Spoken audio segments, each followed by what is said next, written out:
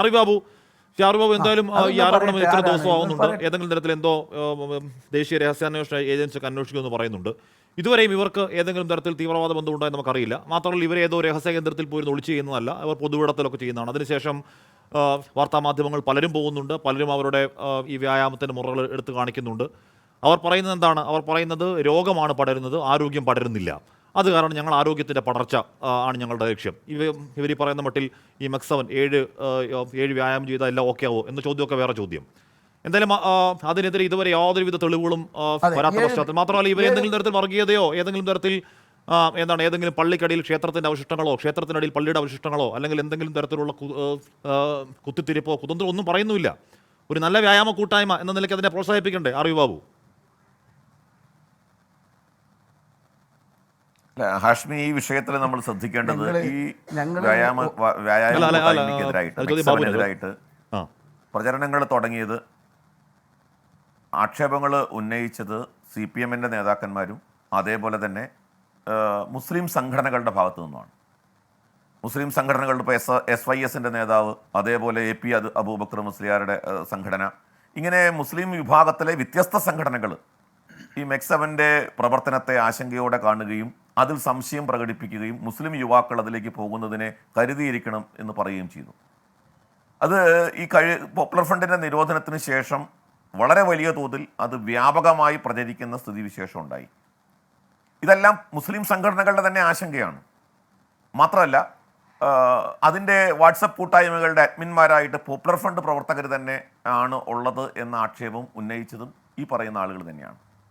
അപ്പോൾ കേരളത്തിൻ്റെ ഒരു മുൻകാല ചരിത്രമുണ്ട്. കേരളത്തിൻ്റെ മുൻകാല ചരിത്രത്തിൽ ഇപ്പോൾ നമുക്കറിയാം, കേരളത്തിൽ പ്രവർത്തനത്തിൽ സ്വാധീനമുണ്ടായിരുന്നതോ വളരെ ശക്തമായ ശൃംഖലയുണ്ടായിരുന്ന സംഘടനകൾ, ഇസ്ലാമിക തീവ്രവാദ സംഘടനകൾ. ഇപ്പോൾ ആദ്യം നിരോധിക്കപ്പെട്ടത് സിമിയാണ്, പിന്നീട് നിരോധിക്കപ്പെട്ടത് ISS ആണ്, ഇസ്ലാമിക് സേവക് സംഘ് മദനിയുടെ. മൂന്നാമത് ഇപ്പോൾ പോപ്പുലർ ഫ്രണ്ട്. ഇതെല്ലാം ഒരു ഇസ്ലാമിക തീവ്രവാദ സംഘടനകളാണ്. ഈ സംഘടനകളൊക്കെ തുടങ്ങിയതിൻ്റെ പശ്ചാത്തലം എടുക്കുമ്പോൾ ഇപ്പോൾ സിമി വിദ്യാർത്ഥി സംഘടനയായിട്ട് തുടങ്ങിയതാണ്.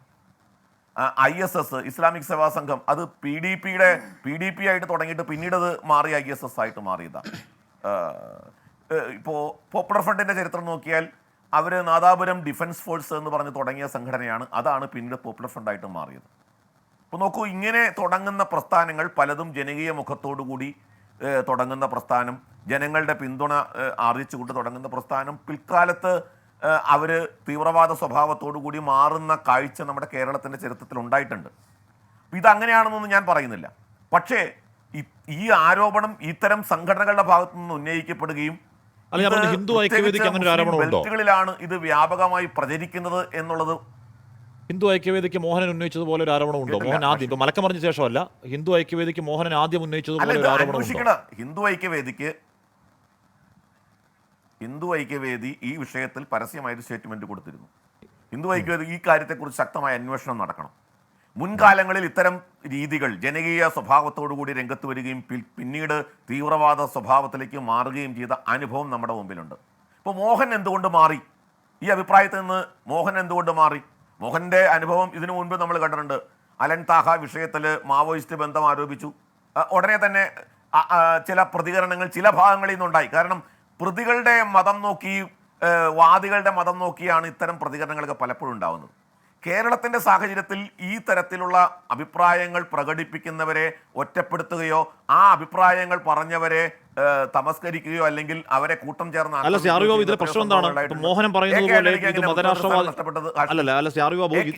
നമുക്കിവിടെ അന്വേഷണ സംവിധാനങ്ങളുണ്ട്. അറിവാബു, ഇപ്പൊ മോഹനം പറയുന്നത് പോലെ ഈ മെക്സവൻ എന്ന കൂട്ടായ്മയിലൂടെ ആൾക്കാർ നുഴഞ്ഞു കയറി ഇവിടെ ഇസ്ലാം മതരാഷ്ട്രവാദത്തിലുള്ള ആണെങ്കിൽ അത് കേരളത്തിലെ ഏജൻസി അന്വേഷിക്കാം. പക്ഷേ അറിവാബു ഹിന്ദു ഐക്യവേദി ഇതിനു മുമ്പ് ആരോടും പറഞ്ഞിട്ടില്ല, അല്ലെങ്കിൽ BJP-യോ K. സുരേന്ദ്രനോ അതിനു മുമ്പ് ആരോടും പറഞ്ഞിട്ടില്ല. ഈ ആരോപണം തുടങ്ങുന്നത് മോഹനം പറയുമ്പോഴാണ്, പിന്നെ മുഹമ്മദ് അലി കിനാലൂർ പറയുമ്പോഴാണ്. സാറേ, 2012 മുതൽ 2024 വരെ ഒരു പ്രസ്ഥാനം, നിങ്ങളൊക്കെ ഈ പറഞ്ഞ താങ്കളും P. മോഹൻ അടക്കം ഉന്നയിക്കുന്ന ആരോപണങ്ങൾ ശരിയെന്ന് വരികയാണെങ്കിൽ ഈ പറഞ്ഞ കേന്ദ്ര ഏജൻസികളൊക്കെ വമ്പൻ പരാജയമാണെന്ന് പറയേണ്ടി വരില്ലേ അറിവാബു? മോഹനം പറയുമ്പോൾ മാത്രമാണോ കേന്ദ്ര ഏജൻസി അന്വേഷിക്കാൻ പറ്റുള്ളൂ? അല്ല, ഇപ്പോൾ മലബാർ മേഖലയിൽ ഈ വിഷയങ്ങളെക്കുറിച്ച് കൂടുതൽ പറയാൻ സാധിക്കുക CPM-നും അതേപോലെ മുസ്ലിം സംഘടനകൾക്കുമാണ്. കൂടെ കിടക്കുന്നവനല്ലേ രാപ്പഞ്ഞറിയൂ? അല്ല, അങ്ങനല്ലല്ലോ. കൂടെ കേന്ദ്ര കിടക്കുന്നവൻ ഏജൻസികളും രാപ്പനി മനസ്സിലാക്കിയിട്ടാണ് ഇപ്പോൾ അല്ലല്ല, കേന്ദ്ര ഏജൻസികളും രാപ്പനി അറിയേണ്ടവരാണ്. കേന്ദ്ര ഏജൻസികൾ രാപ്പനി അറിയേണ്ടവരാണ്. അമിത്ഷായും രാപ്പനി അറിയേണ്ട ആളാണ്. ഹാഷ്മി അല്ല കേന്ദ്ര ഏജൻസികൾക്ക് തെറ്റുപറ്റിയിട്ടുണ്ടെങ്കിൽ തെറ്റുപറ്റിയെന്ന് സമ്മതിക്കണമെന്ന്. ഇതിനകത്ത് എന്താ കേന്ദ്ര ഏജൻസി ന്യായീകരിക്കേണ്ട ചുമതലയൊന്നും എനിക്കില്ല ഹാഷ്മി. ഞാൻ കേന്ദ്ര ഏജൻസിയുടെ വക്താവൊന്നുമില്ല. അപ്പോൾ അതുകൊണ്ട് കേന്ദ്ര ഏജൻസിയെ കുറിച്ച് പറഞ്ഞാൽ എനിക്ക് പൊള്ളും എന്നൊന്നും വിചാരിക്കേണ്ട. എനിക്ക് അങ്ങനെ പൊള്ളുമൊന്നുമില്ല. രാഷ്ട്രം അതിനപ്പുറത്തേക്ക് ഒന്നുമില്ല എന്നെ സംബന്ധിച്ച്. അതുകൊണ്ട് കേന്ദ്ര ഏജൻസിക്ക് തെറ്റുപറ്റിയിട്ടുണ്ടെങ്കിൽ കേന്ദ്ര ഏജൻസിക്ക് തെറ്റുപറ്റിയിട്ടുണ്ട്. ഇവിടെ ഞാൻ ഇതുകൂടി ഒന്ന് പറഞ്ഞോട്ടെ ഹാഷ്മി. ഇപ്പോൾ ഈ വിഷയം പൂർണ്ണമാകണമെങ്കിൽ അതും കൂടി പറയണം. കാരണം ഇത്തരം വാദങ്ങൾ ഉന്നയിക്കുന്നത് പലപ്പോഴും കേരളത്തിൻ്റെ സാമൂഹ്യ സാഹചര്യത്തിൽ CPM അടക്കം പലപ്പോഴും പുറത്തു പറയേണ്ടി വരാറുണ്ട്. അപ്പോൾ അങ്ങനെയാണ് ഇപ്പോൾ ലവ് ജിഹാദിന്റെ വിഷയത്തിൽ തോമസ് ജോർജ് അഭിപ്രായം പറഞ്ഞില്ലേ? ലവ് ജിഹാദ് ഉണ്ടെന്നല്ലേ കോഴിക്കോട് സെക്രട്ടേറിയറ്റ് മെമ്പറായിട്ടുള്ള CPM ജില്ലാ കമ്മിറ്റി മെമ്പറായിട്ടുള്ള തോമസ് ജോർജിന്റെ അഭിപ്രായം എന്തായിരുന്നു ലവ് ജിഹാദിനെ കുറിച്ച്? പിന്നീട് മാറ്റി പറയേണ്ടി വന്നു. അത് സമ്മർദ്ദം. ജയരാജൻ IS റിക്രൂട്ട്മെന്റിനെ കുറിച്ച് പറഞ്ഞില്ലേ? ജയരാജന്റെ പുതിയ പുസ്തകത്തിൽ കേരളത്തിലെ മദനി തീവ്രവാദം വളർത്തിയതിനെ കുറിച്ച് പറഞ്ഞില്ലേ? പിണറായി വിജയനെ തള്ളി പറയേണ്ടി വന്നില്ലേ? മലപ്പുറത്ത് സ്വർണ്ണക്കടത്തുമായി ബന്ധപ്പെട്ട് വിഷയം വന്ന സമയത്ത് പിന്നീട് അഭിപ്രായം മാറ്റി പറയേണ്ടി വന്നില്ലേ?